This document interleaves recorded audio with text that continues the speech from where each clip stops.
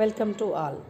ఈరోజు MCFT 001 ఇందులో 1.3 scientific foundation of the field ఈ టాపిక్లో ఎలాంటి విషయాలు ఉన్నాయి తెలుగులో ఎక్స్ప్లెనేషన్ చూద్దాం. 19th సెంచరీలో చార్లెస్ డార్విన్ అనే British biologist propounded the idea of origin of species, అంటే కొత్త జాతులు ఎలా ఏర్పడ్డాయి అనే థియరీని ఇతను ఎంఫసైజ్ చేశాడు. దీంట్లో రెండు ప్రిన్సిపల్స్ ఉన్నాయి. ఒకటి న్యాచురల్ సెలెక్షన్, అంటే చుట్టూ ఉన్న పరిస్థితులకు అనుగుణంగా ఒక జీవి అనేది తనని తాను మార్చుకుంటుంది, సో సహజ సిద్ధంగా. సర్వైవల్ ఆఫ్ ద ఫిటెస్ట్, అంటే మనుగడ కోసం పోరాటం, బతుకు సాగించాలి అంటే, జీవించాలి అంటే పోరాటం చేయాల్సిందే. ఈ రెండు కూడా అతను ఇచ్చిన ప్రిన్సిపల్స్. సో ఇందులో ప్రినేటల్ స్టేజ్ ఏదైతే ఉందో, అంటే హ్యూమన్ బీయింగ్ది ప్రీవియస్ స్పీషీస్కి రిలేటెడ్గా ఉన్నాయి. సో ఫిష్, తర్వాత ఫ్రాగ్, యాంఫీబియాకి సంబంధించి, రెప్టైల్కి, ఏవ్స్కి సంబంధించిన ప్రినేటల్లో ఎలాంటి డెవలప్మెంట్స్ ఉన్నాయో అలా ఉంటూనే లేటర్ డెవలప్మెంట్లో డిఫరెన్సెస్ అనేది కనిపించాయి. సో అది ఎవల్యూషన్ అనేది జరిగి హ్యూమన్ బీయింగ్గా ఏర్పడ్డది.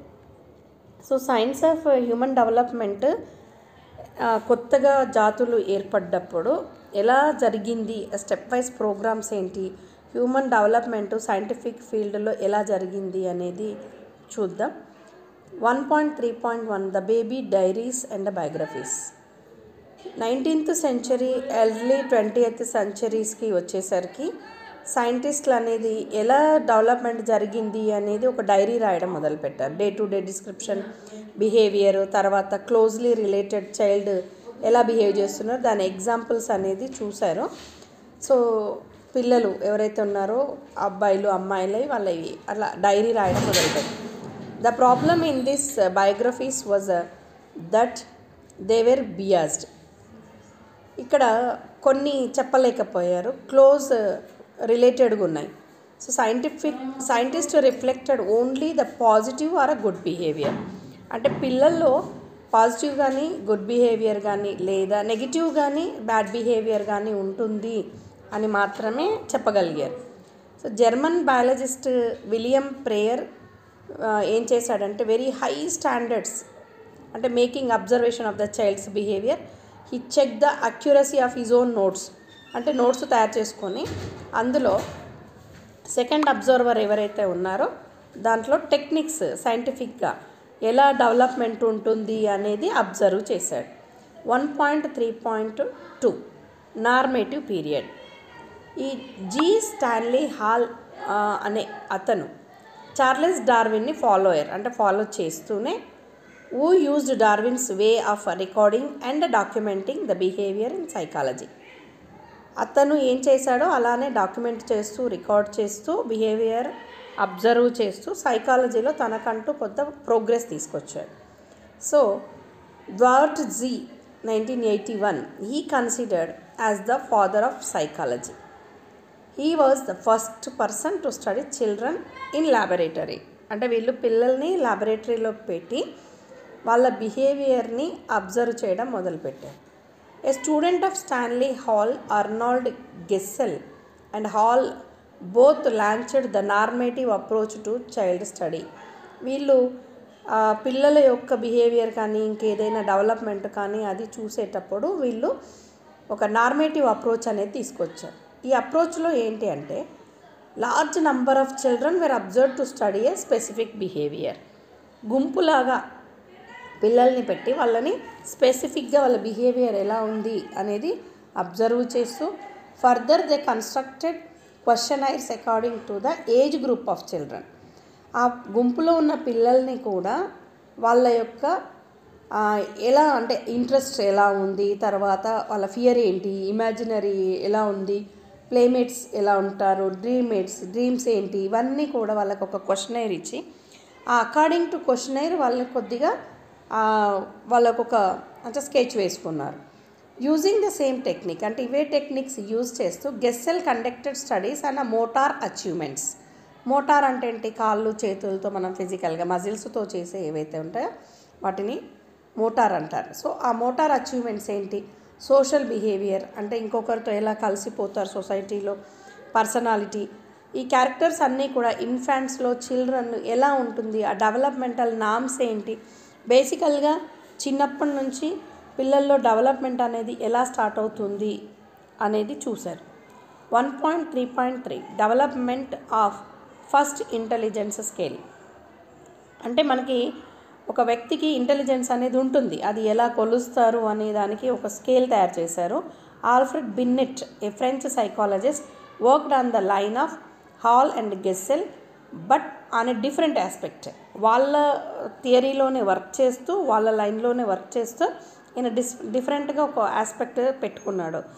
ఏంటి అంటే develop a test to identify children with learning problems. అంటే నేర్చుకోవడంలో ఎలాంటి ప్రాబ్లమ్స్ ఉన్నాయి, స్పెషల్ కేర్ ఏం తీసుకోవాలి, అండ్ ఎడ్యుకేషన్లో ఇది ఎలా ఉపయోగపడుతుంది అని చూశాడు. He constructed the first intelligence test. ఒక టెస్ట్ అంటూ దాన్ని కన్స్ట్రక్ట్ చేశాడు. So adapted by Stanford University 1916 and is known as a Stanford Binet intelligence scale. ఇది స్టాన్ఫర్డ్ యూనివర్సిటీ వాళ్ళు అడాప్ట్ చేసుకున్నారు. దాన్ని ఏం పేరు పెట్టి పిలుస్తాము అంటే స్టాన్ఫర్డ్ బిన్నెట్ ఇంటెలిజెన్స్ స్కేల్ అని పిలుస్తాం. ఇది ల్యాండ్ మార్క్ మనకి ఫీల్డ్ ఆఫ్ హ్యూమన్ డెవలప్మెంట్లో. ఈ స్టాన్ఫర్డ్ బిన్నెట్ ఇంటెలిజెన్స్ స్కేల్ ఏదైతే ఉందో still used in researches related to intelligence. ఇక్కడ ఇంకా కూడా ఇంటెలిజెన్స్ ఎంత ఉంది తెలుసుకోవడానికి యూజ్ చేస్తున్నారు. 1.3.4 అన్ early developmental theorist. An American psychologist, James Mark Baldwin,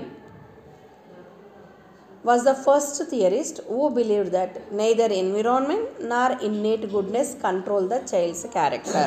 అంటే పుట్టిన పరిస్థితులను బట్టి కానీ, లోపల ఉన్న గుణాలను బట్టి కానీ, చుట్టూ ఉన్న ఎన్విరాన్మెంట్ని బట్టి కానీ చైల్డ్స్ క్యారెక్టర్ అనేది కంట్రోల్ కాదు. నేచర్ అండ్ నర్చర్ అంటే వాడికి ఉన్న లోపల ఉన్న గుణము, తర్వాత నర్చర్ పెంచే విధానం, both play an equal important role. So పెంచే విధానమే చాలా ఇంపార్టెంట్ అని. He found that children's understanding of their surroundings develops in a set sequence of stages. It begins with a simple behavior patterns and later develops into more complex and abstract thinking. ఈయన చెప్పిన stages ఏంటి అంటే first simple behaviour ఉంటుంది, తర్వాత అది more complex behaviour కింద మారుతుంది, తర్వాత అబ్స్ట్రాక్ట్ అంటే తెలిసిన విషయాలని అబ్స్ట్రాక్ట్ థింకింగ్ అంటే ఊహాజనితంగా కూడా కొన్ని తెలుసుకోగలుగుతారు అని చెప్పాడు. 1.3.5 development of discipline of human development in India. So India studies ప్రకారము డెవలప్మెంట్ ఎలా ఉంటుంది, ఒక డిసిప్లిన్ వేలో సైకాలజీని బట్టి స్టడీ చేస్తే. So understand the growth of human development in India we need to look in to the history of psychology. 1986 నుంచి ఇట్లా మనం అంటే సైకాలజీని, ఇండియన్ సైకాలజీ చూస్తే 4 పేజెస్ ఉంది. ఫస్ట్ది pre independence phase, early post independence phase, late post independence phase and indigenisation phase. So ఇప్పుడు మనం pre independence phase తీసుకుంటే బిఫోర్ 1947 మనకి ఎప్పుడైతే ఇండిపెండెన్స్ రాలేదో అప్పుడు ఆ టైం లైన్ ప్రకారం Indian psychology highly influenced by the west. అంటే జనరల్గా వెస్ట్ సైడ్ వాళ్ళతో ఇంపాక్ట్ అయ్యి ఉంది బ్రిటిషర్స్తో, కాబట్టి ఆ బ్రిటిష్ సైకాలజీని మనం ఒక ఇండియన్ కాంటెక్స్ట్లోకి ఎమర్జ్ చేసుకున్నాం.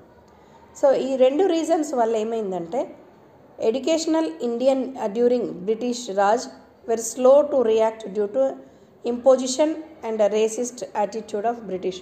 అంటే వాళ్ళకి ఏది అవసరమో వాళ్ళ డెవలప్మెంట్కి మన ఎడ్యుకేషన్ సిస్టమ్ని మోల్డ్ చేశారు. The researchers in this field were carried out by social scientists from allied fields like sociology, anthropology, political science. So later on మనం అంటే దీన్ని డివైడ్ చేస్తూ సోషియాలజీ సామాజిక శాస్త్రం, ఆంథ్రోపాలజీ అంటే మానవుల గురించి చదివే శాస్త్రం, పొలిటికల్ సైన్స్ అంటే రాజకీయ పరంగా ఉండేదాన్ని, ఈ 3 కూడా జస్ట్ సైకాలజీ సబ్జెక్ట్లో ఒక పార్ట్గా చూశారు. ఎర్లీ పోస్ట్ ఇండిపెండెన్స్ ఫేజ్ 1947 నుంచి 60 వరకు ఇక్కడ వెస్టర్న్ కాన్సెప్ట్తో ఆ సైకాలజీ ఉంటూనే దాన్ని మోడిఫైడ్ చేస్తూ రెప్లికేట్ చేసుకుంటూ ఇండియాకి అనుగుణంగా ప్రాక్టీస్ స్టార్ట్ అయితే స్టాండర్డైజ్ అయ్యి వెస్టర్న్ సైకియోమెట్రిక్ మెజర్స్ ప్రకారం ఇండియన్ శాంపిల్స్ని తీసుకున్నారు.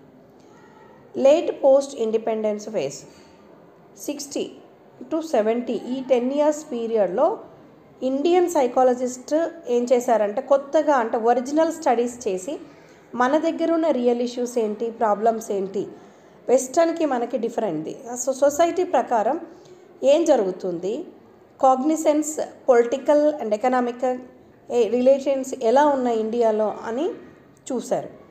నెక్స్ట్ చూస్తే ఇండిజినైజేషన్ ఫేజ్ 70 తర్వాత ఇప్పుడు ప్రజెంట్ పీరియడ్ వరకు కూడా సైకాలజిస్టులు ఏం చేశారంటే థియరీస్, మోడల్స్ ఇండియన్ ఒరిజిన్లో తయారు చేసుకుంటూ వస్తున్నారు. So which help to study Indian psychology. మనకున్న మన అట్మాస్ఫియర్, ఎన్విరాన్మెంట్, ట్రెడిషన్స్, ఇక్కడున్న కల్చర్ ప్రకారం, సొసైటీ ప్రకారం సైకాలజీ ఎలా ఉంది అనేది డెవలప్ స్టార్ట్ అయిపోయింది. So during this phase much of the researches are done in the domains of development and social and clinical psychology. ఇప్పుడు దీంట్లో సైకాలజీలో కూడా బ్రాంచెస్ స్టార్ట్ అయిపోయినాయి. The two great Indian innovates in the field of Indian psychology were Girindra Shekhar and Durganand Sinha. వీళ్ళిద్దరూ educated from the first psychology department India established in Calcutta 1905. He became head of the department at the age of 23 years. He was the first self-styled psychologist. ఇతను మొదటి తన self స్టైల్లో అంటే western లేకుండా India psycho అనాలిసిస్ట్గా అయ్యాడు. He founded the Indian psycho analytic society. So కరస్పాండెన్స్లో Freud and Jones, Ernest Jones early 1920sలో ఇలా ఏం జరిగింది దాని మీద వర్క్ చేశారు. Bose worked on Indian culture, psyche in his doctoral research, and his was related to the concept of repression and interpretation of many religious texts. So important ఏంటంటే Indian సైకాలజీలో దుర్గానంద్ సిన్హా ఈయన కూడా పోస్ట్ గ్రాడ్యుయేషన్ చేసి Britain with Frederick Bartlett. Sinha focused on multifarious issues in psychology. అతను అలహాబాద్లో psychology డిపార్ట్మెంట్లో centre for advance study in psychology దీంట్లో work చేశారు.